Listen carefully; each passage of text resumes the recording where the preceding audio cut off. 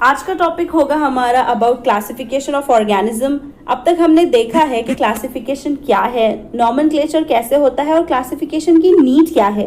अब हम देखेंगे कि आर.एच. विटेकर ने जितने लिविंग ऑर्गेनिज्म वर्ल्ड में पाए जाते हैं उनका क्लासिफिकेशन कैसे किया। यहाँ पर लिविंग ऑर्गेनिज्म को सबसे पहले जिस बेसिस पर क्लासिफाई किया जाता है वो है प्रोकैरियोट्स और यूकैरियोट्स। प्रोकैरियोट्स का मतलब है जिसके अंदर सेल प्रोकैरियोटिक होता है और यूकैरियोट्स जिसमें यूकैरियोटिक होता है।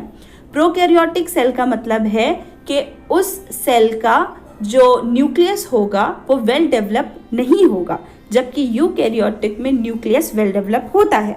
फिर प्रोकैरियोट्स में यूनिसेलुलर ऑर्गेनिजम्स होते हैं, यानी जिनमें एक ही सेल पाया जाता है, और इसमें जो किंगडम आता है यानी सबसे बड़ा ग्रुप ऑर्गेनिजम्स का उसे किंगडम कहा जाता है। यानी अगर हम स्पीसीज को क्लासिफाई करना चाहें या जितने हमारे अतराफ में ऑर्गेनिजम्स पाए जाते हैं उनको जब हम क्लासिफाई करते हैं तो उसके सबसे छोटे ग्रुप को स्पीसीज कहते हैं और सबसे बड़े ग्रुप को किंगडम कहा जाता है। तो हमारे पास आर.एच. विटेकर के हिसाब से है 5 किंगडम, जिसमें पहला किंगडम है किंगडम मोनेरा और इसमें सारे बैक्टीरिया आते हैं जो कि यूनिसेलुलर है और प्रोकैरियोट्स है।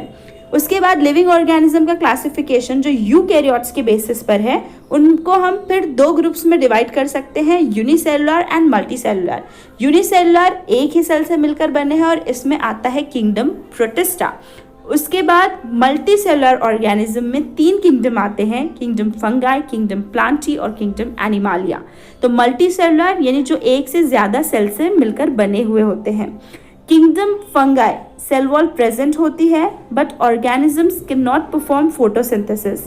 Kingdom plantae cell wall present and organism can perform photosynthesis. Kingdom animalia animals में और प्लांट्स में जो मेजर डिफरेंस है उनके सेल का कि प्लांट्स के अंदर सेल वॉल होती है लेकिन एनिमल्स के अंदर सेल वॉल नहीं होती। दोनों में सेल मेम्ब्रेन अलबत्ता पाई जाती है। तो हमने देखा कि आर.एच. विटेकर ने ऑर्गेनिजम्स को 5 किंगडम में 5 बड़े ग्रुप में डिवाइड किया, जिसमें आता है किंगडम मोनेरा सबसे पहले और जिसमें आते हैं सारे बैक्टीरिया एंड ब्लू ग्रीन अलगी।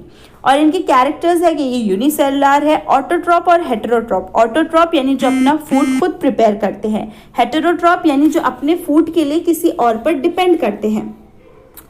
और these are prokaryotic cells without distinct nucleus और cell organelles.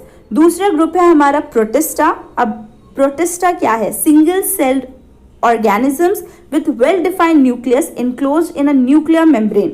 They have pseudopodia और hair-like cilia और whip-like flagella for locomotion. यानी ये ऐसे organisms है जिसमें movement होती है और movement के लिए particular organ भी होता है।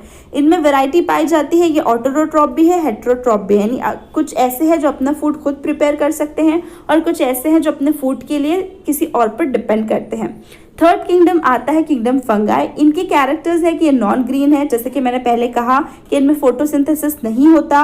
Most of them are saprotrophs. They feed upon decaying organic matter, मुर्दा खोर। Their cell wall is made up of tough and complex sugar called chitin. इनके एग्जाम्पल में आती है baker's yeast, fungus on corn, penicillium mushroom etcetera. तो ये है R H. Whittaker का 5 किंगडम क्लासिफिकेशन। आई होप आपको वीडियोस पसंद आ रहे होंगे। अगर आ रहे हैं तो like, share and do not forget to subscribe. Thank you.